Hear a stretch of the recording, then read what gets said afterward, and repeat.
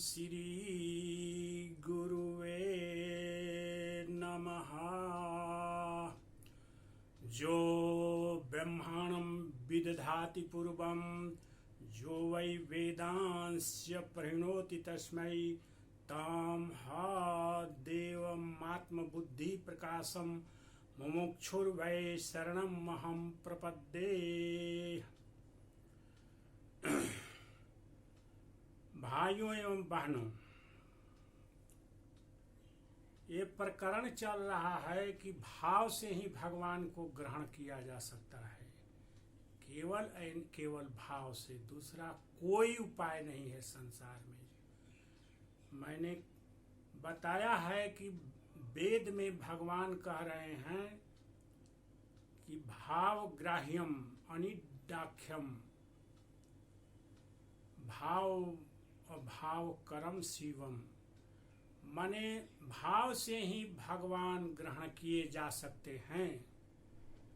भगवान आश्रय विहीन हैं, उनको शरीर का आश्रय नहीं है, और भगवान इस सृष्टि को बनाने वाले भी हैं और सृष्टि का विनाश करने वाले भी हैं। और भगवान इस संसार के कल्याण कारक भी हैं, वही कल्याण कर सकते हैं, दूसरा कोई नहीं कर सकता है। इतनी ही बातें याद रखने हैं कि भगवान आश्रय रहित हैं, उस शरीर रहित हैं। और दूसरी बात है कि ब्रह्मांड की सृष्टि और विनाश का काम करते हैं। और तीसरी बात है कि भगवान इस संसार के कल्याण भी करते हैं, वही केवल कल्याण कारक हैं, दूसरा कोई नहीं है।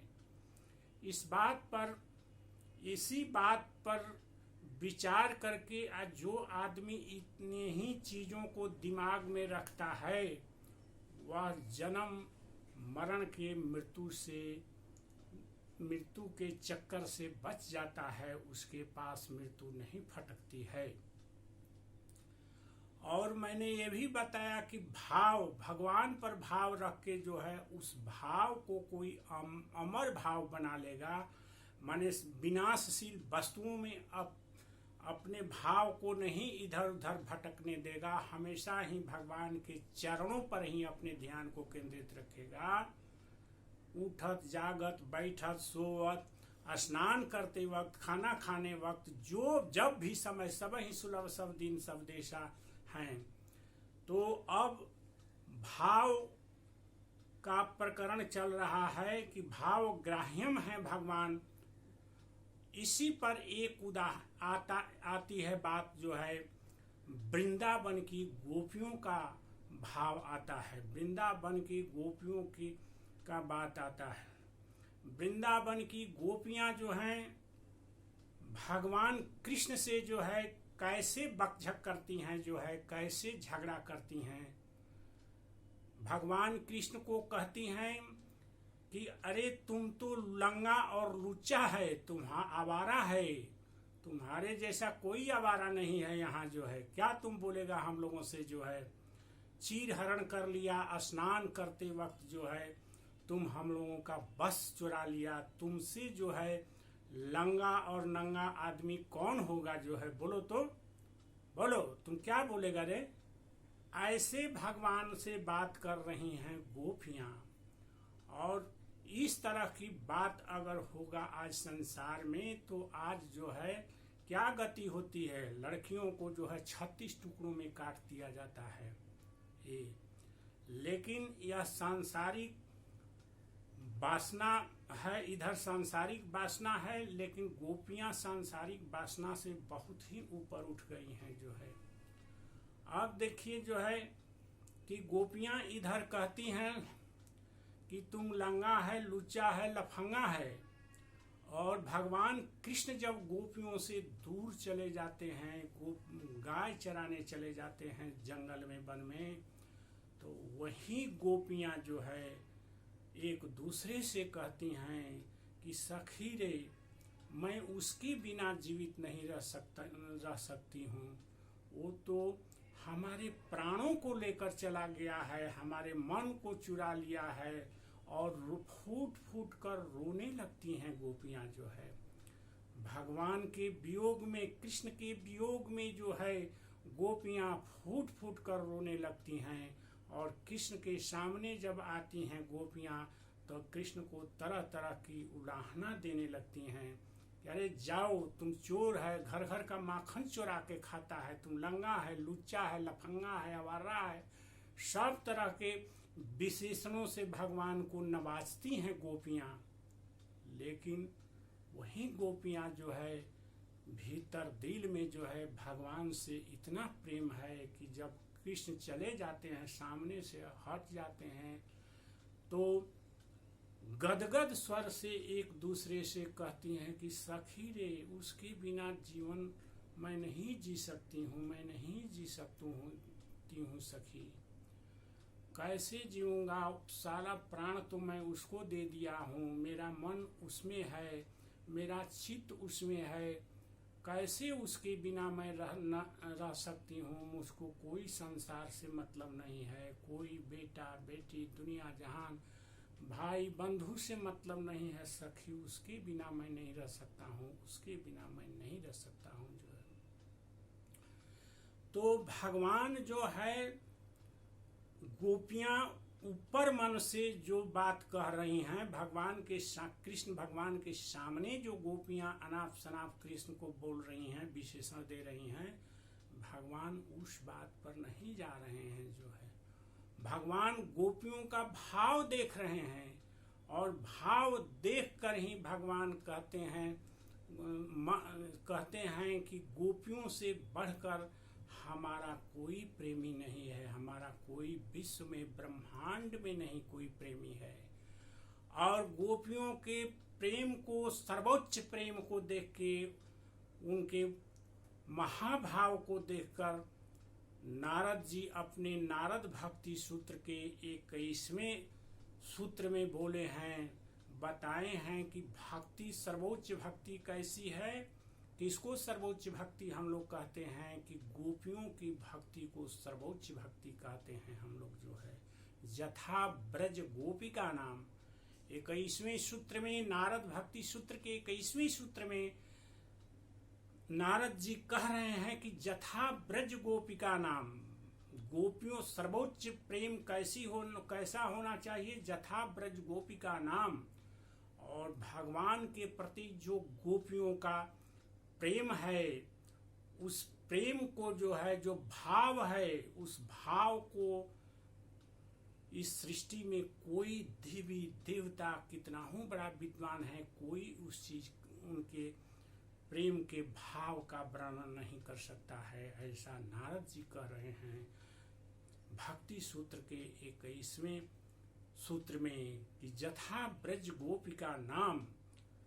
इस तरह से हम देखते हैं कि भगवान ऊपर से हम किसी को बोल देते हैं कि तुम कैसे हो, बहुत बढ़िया हूँ, ये हूँ, वह है, या दूसरे की प्रशंसा हम कर देते हैं, तो दूसरे की प्रशंसा हम ऊपर मन से कर देते हैं, लेकिन भीतर हमारे दिल में, हमारी भावना में क्या चीज है जो है, ये कोई नहीं जानता है। ये एक हम ही जानते हैं और दूसरे भगवान जानते हैं जो है, क्योंकि भगवान केवल भावनाओं को ही नोट करते हैं, एक्टिंग को नहीं। संसार में एक आदमी दूसरे आदमी के साथ क्या एक्टिंग करता है उससे कोई मतलब नहीं है, उसके भाव में क्या चीज बसा हुआ है, यही चीज है यहाँ पर। इसीलिए हम बोल रहे हैं कि भावग्राह्यम, भगवान को भाव से ही पकड़ा जा सकता है। गोपियां जो हैं, गोपियों को भगवान कृष्ण कहते हैं कि आए गोपियां, तुमने हमारे लिए अपना घर परिवार, खेती गृहस्थी सब धंधा छोड़ दिया जो है, अपना पति को छोड़ दिया, अपने सास ससुर को छोड़ दिया, अपने बच्चों को छोड़ दिया, सब कुछ छोड़ दिया। गोपियां जो है, यह गृहस्थी की बेड़ियों को काट कर तुम हम में तल्लीन हो गई है।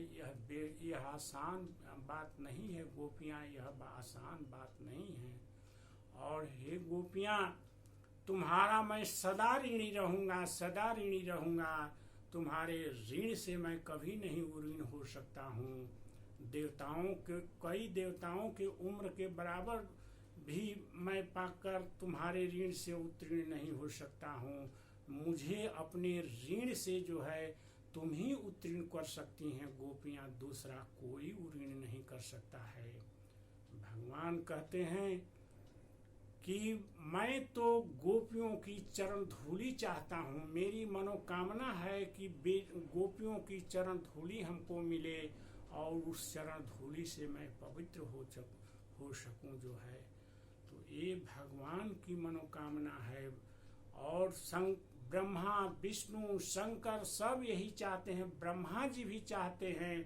भगवान श्री कृष्ण से कहते हैं कि हमको ब्रह्मा का पद नहीं चाहिए जो है, हमको इस वृंदावन का कोई गाछ वृक्ष बना दीजिए ताकि गोपियां जब चले तो उनकी चरण धूली मेरे ऊपर पड़े। उद्धव जो कृष्ण के भक्त हैं वे कह रहे हैं कृष्ण से कि मुझे कुछ नहीं चाहिए, मैं वैकुंठ भी नहीं चाहिए, गोलोक धाम भी नहीं चाहिए, हमें बस वृंदावन का कोई लता पता बना दीजिए, जिस रास्ते से गोपियां चलें उन गोपियों की चरण धूली मेरे ऊपर पड़े, मेरी मनोकामना यही है। यही बात ब्रह्मा जी कह रहे हैं, यही बात उद्धव कह रहे हैं, यही बात शंकर कह रहे हैं, यही बात विष्णु भी कह रहे हैं। इस प्रकार हम देखते हैं कि भगवान भावग्राह्य हैं, भगवान भाव से ही मिल सकते हैं, दूसरे किसी भी चीज से नहीं मिल सकते हैं। अब हम देखते हैं कि राम के गुरु हैं गुरु वशिष्ठ। गुरु वशिष्ठ जो है गुरु को हमेशा राम प्रणाम करते हैं, लेकिन एक दिन जो है राम को भरी सभा में गुरु वशिष्ठ बोलते हैं कि राम तुम एक हमारी बात मानेगा।